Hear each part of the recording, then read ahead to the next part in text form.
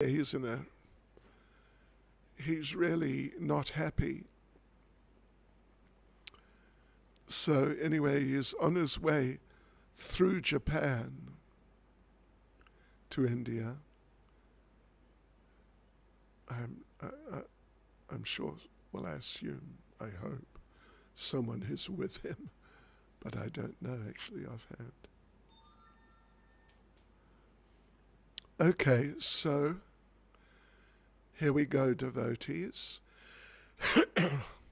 En route to Japan, Prabhupada stopped overnight in Hawaii.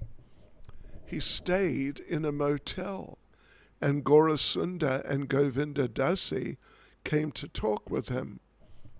Govinda Dasi wanted Prabhupada to stay and install their deities of Radha and Krishna in the temple. If Gaurasunda agreed, Prabhupada said, he would stay a few days longer to perform the deity installation. Let me consult, Gaurasunda replied. And the next day Prabhupada flew on to Japan. Okay.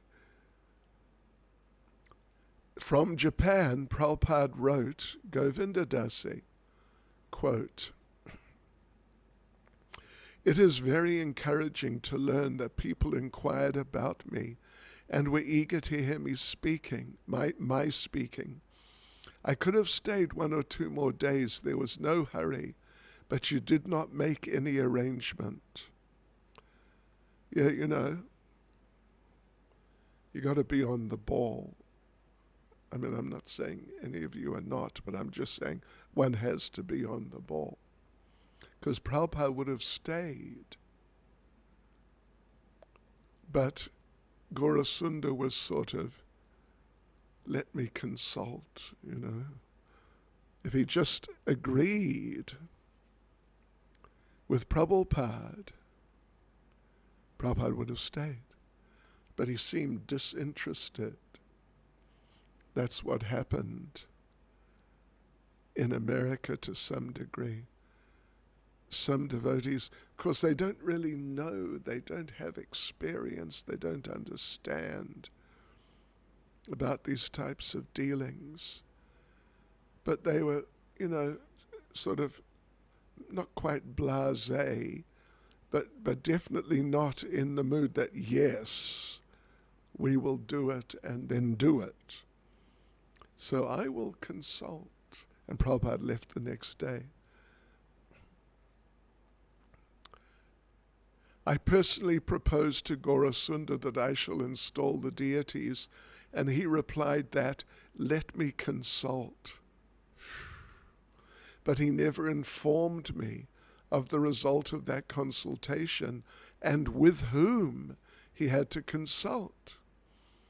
So this is the present situation in our ISKCON society. It is clear that a great mischievous propaganda was lightly made, and the effect has created a very unfavorable situation. And I am very much afflicted in this connection. Still there is time to save the society out of this mischievous propaganda, and I hope all of you combine together to do the needful. At the Tokyo airport, Prabhupada was greeted by executives of Dai Nippon Printing Company, the printers of Krishna, the Supreme Personality of Godhead, and the 20,000 monthly copies of Back to Godhead. Prabhupada and his entourage, he had someone with him, rode in a limousine courtesy of Dai Nippon to a small private apartment about 45 minutes from the temple. Prabhupada had developed a severe cough and several other symptoms of ill health, due, he said, to his disciples' behavior. That, of course, is a very famous point. If disciples deviate Yeah, particularly if they break principles, if they lie to the spiritual master, try to be clever to sort of cover up something, then the spiritual master may become sick. But on the other hand, if the disciples are very responsible and, active and serious and mature in their Krishna consciousness, it is beneficial for the spiritual master. That's the other side. Physically, but just in general, in a very broad sense, Krishna appreciates and Krishna gives mercy. So, yet despite his illness, he would talk for hours of his concern for ISKCON, especially with his traveling GBC secretary, Tamal Krishna. Soon after their arrival in Japan, Prabhupada's secretary received a disturbing call from a devotee attending the society-wide Janmashtami celebration at New Vrindavan. 4 of the newly initiated sannyasis had arrived, the devotee said, and were teaching a strange philosophy. Devotees were confused. Prabhupada had left America, the sannyasis were saying, because he had rejected his disciples. The sannyasis were blaming themselves and other disciples for not realizing that Prabhupada was actually Krishna. Haribol. Haribol. Oh, Lord. When Prabhupada heard this, he said, "That is why I did not go. I knew that this would happen. This is impersonalism." He defined the Mayavad, impersonal misconception of the Guru and Krishna. If one says that the Guru is God, or if the Guru himself says that he's God, that is Mayavad philosophy.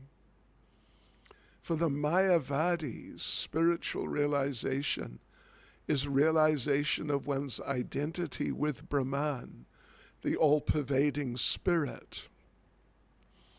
Despite their austerities and their detachment from materialistic society, and despite their study of Vedanta Sutra and the commentaries of Shankara, they mistakenly think that Krishna's body, name, pastimes, service, and devotees are all facets of Maya, or illusion. Therefore they're called Mayavadis. A Mayavad spiritual master does not reveal to his disciple the holy name of Krishna, the holy pastimes of Krishna, or the transcendental form of Krishna, since the Mayavadi considers all these Maya. Instead, the Guru explains the oneness of all things, teaching the disciple that the concept of separate existence and ego is illusion. The Mayavadis sometimes compare the Guru to a ladder. One uses the ladder to reach a higher position, but if the ladder is no longer needed, one kicks it away. Prabhupada told a story, an incident happened in Mayapur. I'm sure some of you will have heard. Related, not just related, but it's like this. Prabhupada was on his morning walk in Mayapur, and he was walking across the fields, and he came to a ditch. Not a big ditch, but, a ditch. And he wasn't able to cross easily on his own. So as he was in the process, they're approaching the ditch, now they're at the ditch, now they see that he's going to need help to cross. Prabhupada's telling this, not story, but what the Mayavadi disciples do with their Mayavadi guru.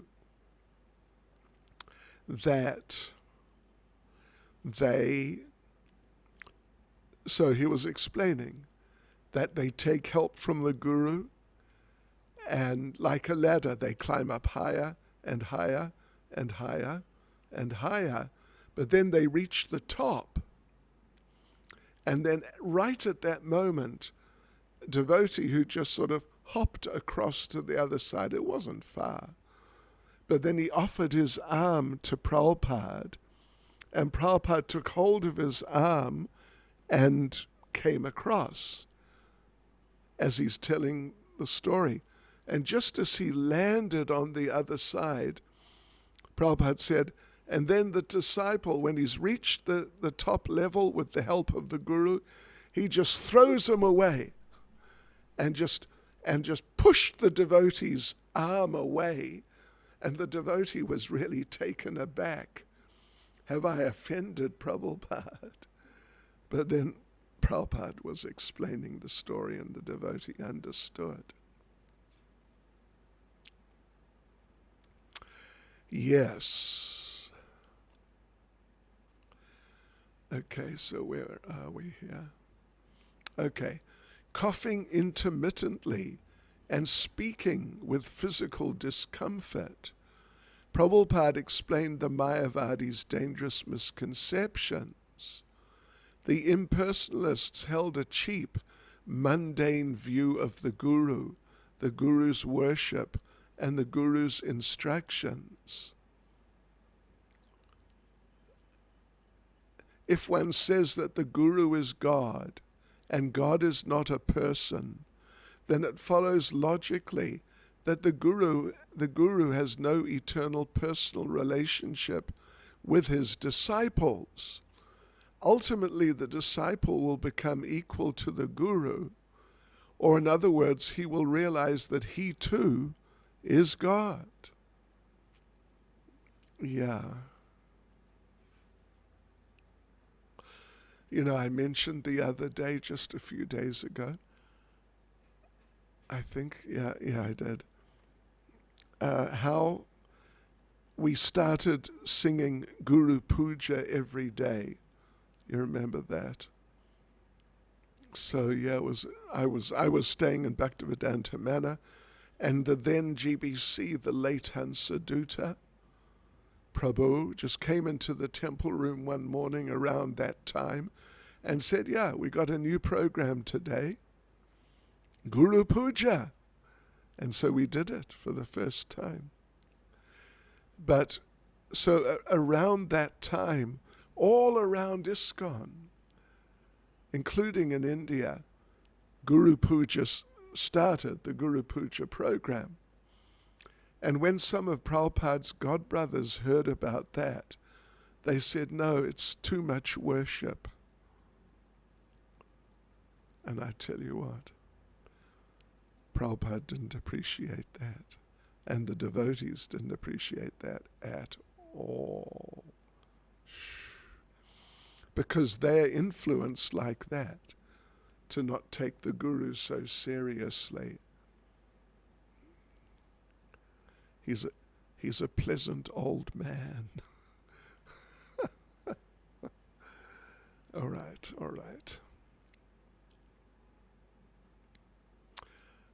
Right, okay, so let's see. Arguing from the Vedic scripture, Prabhupada refuted the Mayavadi's claims. The individual souls, he said, are Krishna's eternal servants, and this master-servant relationship is eternal. Service to Krishna, therefore, is spiritual activity. Only by serving the Guru, however, can a disciple fully revive his eternal relationship with Krishna. The Vedic literature gives paramount importance to serving the spiritual master. He is the representative of God, the direct manifest link to God. No one can approach God but through him. Lord Krishna says, those who are directly my devotees are actually not my devotees. But those who are devotees of my servant, the spiritual master, are factually my devotees. For hours, Prabhupada drilled his disciples. He would pose a Mayavad argument, then ask his disciples to defeat it. If they failed, he would defeat it himself. He stressed that the relationship between the spiritual master and disciple was eternal, not because the guru was Krishna, but because he was the confidential servant of Krishna eternally. A bona fide spiritual master never says that he is Krishna or that Krishna is impersonal. The devotees began to understand how the offenses of minimizing Srila Prabhupada's position were products of Mayavad philosophy. For the Mayavadi, to increase devotion to the Guru is unnecessary. If individual relationships are all ultimately illusion, why increase the illusion? If the master-servant relationship is ultimately illusion, then the less the disciple sees his guru as master and himself as servant, the more he is advancing. Good idea? Bad idea. Very bad idea. The less the disciple sees his guru as master and himself as servant, the more he is advancing.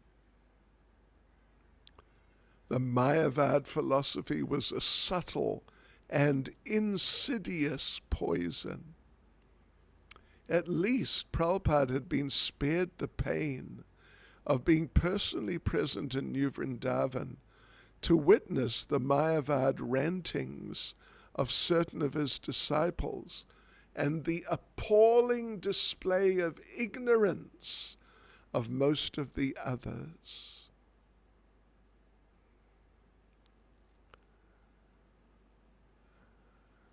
He had a small entourage and was on his way to preach in India, while here in Tokyo he would try to obtain many Back to Godhead magazines and Krishna books to take with him. Let's just have a look here. Okay. Prabhupada observed Janmashtami at his apartment by having disciples read aloud to him from Krishna, the Supreme Personality of Godhead, throughout the day. If they kept reading, he said, they might be able to finish the book in one day. The devotees had decorated Prabhupada's room with leaves and flowers strung from the ceiling and along the walls, and Prabhupada sat on a thin mattress behind his low desk, hearing the pastimes of Krishna. At 9 p.m., after fasting all day, the devotees were still reading to him when he asked if they'd be able to finish the book by midnight. The devotees replied that they would not. Then you stop and I will read. Prabhupada opened a Sanskrit volume of the 10th canto of Srimad Bhagavatam, and for the next 2 hours chanted the Sanskrit verses. You cannot understand the Sanskrit, he said, but I know you can feel. The verses are so potent that just by hearing, one can be purified. During the reading, Kirtanananda Swami and Kartikeya Swami cooked a feast in the kitchen. At night, the devotees served Srila Prabhupada the Janmashtami feast. Taking only a few bites, he watched his disciples eat heartily. The next day was Vyasa Puja, Prabhupada's 74th birthday, and he went to the Tokyo ISKCON temple. The temple was only 2 rooms, one for living, one for worshipping, with Japanese grass mats on the floor. Prabhupada sat to the right of the altar looking at Lord Jagannath, while his disciples sat on the floor before him, singing Gauravashtaka prayers, glorifying the spiritual master. None of them, however, knew exactly how to conduct the Vyasa Puja ceremony. And after a while, they ended the kirtan. In the painfully awkward moments that followed, the devotees realized they were supposed to do something special. But what? Prabhupada appeared angry. Don't you have Pushpa Yatra? Isn't prasadam ready? The devotees looked at one another. This is not Vyasa Puja, Prabhupada said. You have not been to Vyasa Puja before? Don't you know how to celebrate the Vyasa Puja? How to honor the spiritual master? One of the sannyasis began to cry. Tamal Krishna, Prabhupada said, don't you see how I observe? Didn't you see?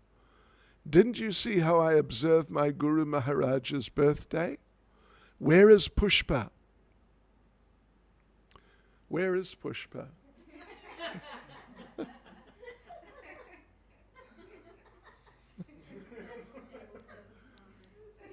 What's she doing?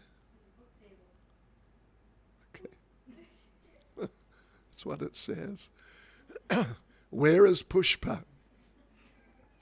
Pushpa is Sanskrit for flowers. Pushpa, Tamal Krishna decided Prabhupada must mean Pushpana, a fancy rice dish. I'm not sure, he said. What kind of Vyasa Puja is this with no Pushpa? Prabhupada asked. What sort of program is this? What's going on? Yeah. Wow. We can get some Prabhupada, Tamal Krishna offered. Tamal Krishna grabbed Sudama. Prabhupada wants prasadam. He wants pushpana rice. Oh my Lord. They ran into the kitchen and hurriedly started the rice. Meanwhile, in the temple, the devotees struggled through their version of a Vyasa Puja ceremony. Kirtanananda Swami stood and began to read aloud from the introduction of Krishna, the reservoir of pleasure,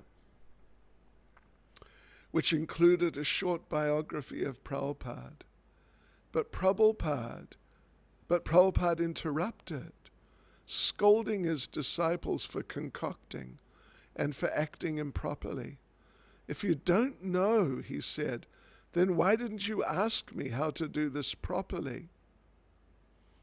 The Japanese guests present didn't understand English, but they could see the spiritual master was disturbed.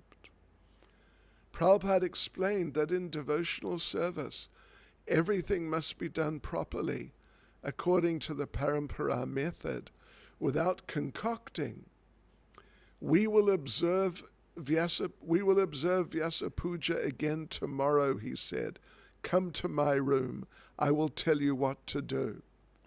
The next day, after a simple traditional ceremony, the devotees felt ecstatic. Afterward they agreed, when one displeases the spiritual master, there is no happiness. But as soon as the spiritual master is pleased, the disciple becomes blissful. Hare Krishna. Devotees. Well, hang on. Yeah, I think we'll finish here because it's a natural break in the story. Srila Prabhupada Ki Jai. Any comments, questions, words of wisdom? Yes? Oh, wait a minute. Sorry. Hare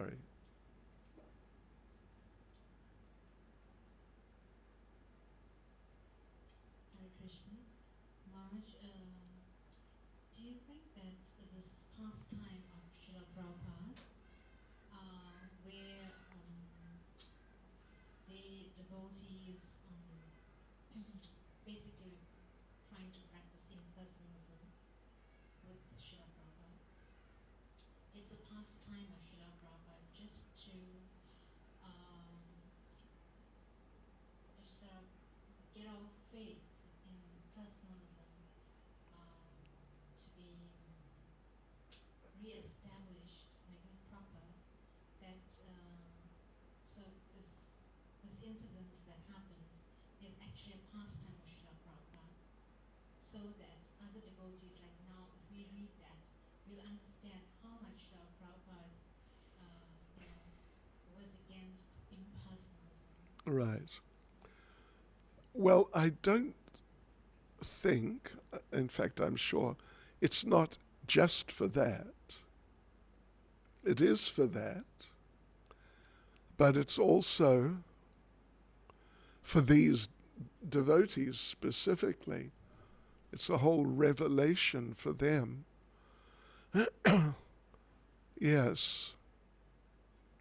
It's also, for Prabhupada, it's an interesting experience. It actually, Prabhupada was learning what we are like, step by step. And it took time. I mean, I'm not trying to minimize him by saying that, but at one point, he thought, not just thought, but he did, that we'll make many sannyasis and they'll, do everything nicely. So he made quite a number of sannyasis, but then a number of them fell down. So he changed the policy to not make so many sannyasis. At one point, like when these devotees went to London and they did very well, then Prabhupada was thinking that, devotees should become householders and they should all do like this. But then, a number of those householders just fell down or just got kind of mundane. So Prabhupada, he was kind of feeling his way out as he went. But definitely part of this whole incident is to educate us. Absolutely, for sure. And this book is very good like that, because there are, so many of these special incidents and described very nicely. Is that okay? Yes, Maharaj, that's fine. Thank you so much. I have one other question. It's been on my mind for a long time. In the Chaitanya Charitamrita is described Lord Nityananda to be a sannyasi, but also we see that he was married. So how to reconcile Yeah, he stopped. He was informally a sannyasi. Lord Chaitanya was formally. There was an initiation ceremony. He had a danda, etc. But Lord Nityananda never had that. But he was such a transcendental person that he was regularly addressed as a sannyasi and treated as a sannyasi. Yeah. But then he married later. Well, he married 2 sisters. Yeah. Thank you, Maharaj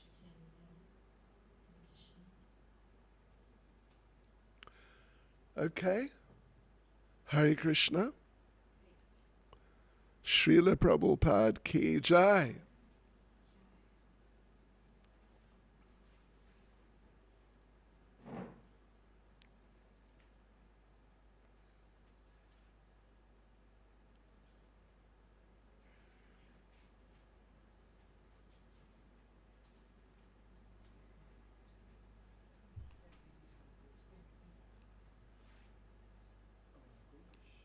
Do you have any programs scheduled on Friday basis? Friday? With any particular? Yeah, regarding the Kirtan.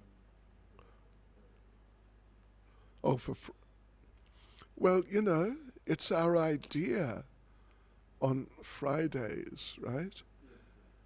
Yeah.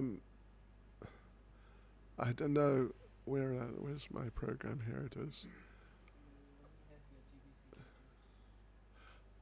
Okay, yeah, this coming Friday. Yeah, well, this Friday we're free to have kirtan. I thought you were going to say for a program with your parents. Yeah, they want to have it on Saturday, but now I was trying to explain to them that you got busy schedule with them. We got no Saturdays from what I'm told. Yeah.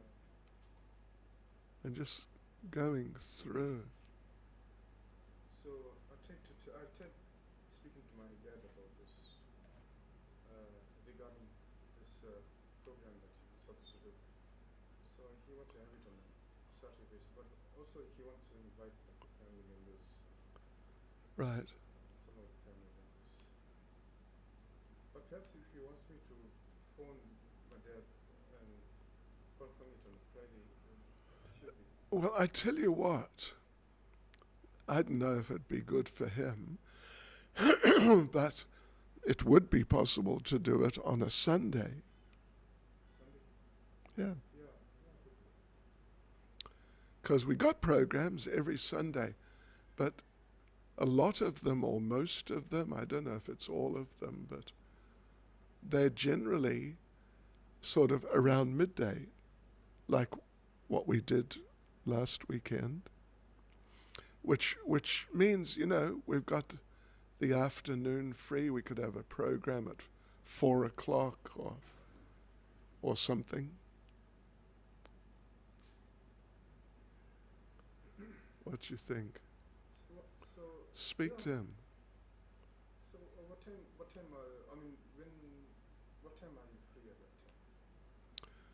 Well, how much notice would he need? Maybe 2 or 3 weeks notice.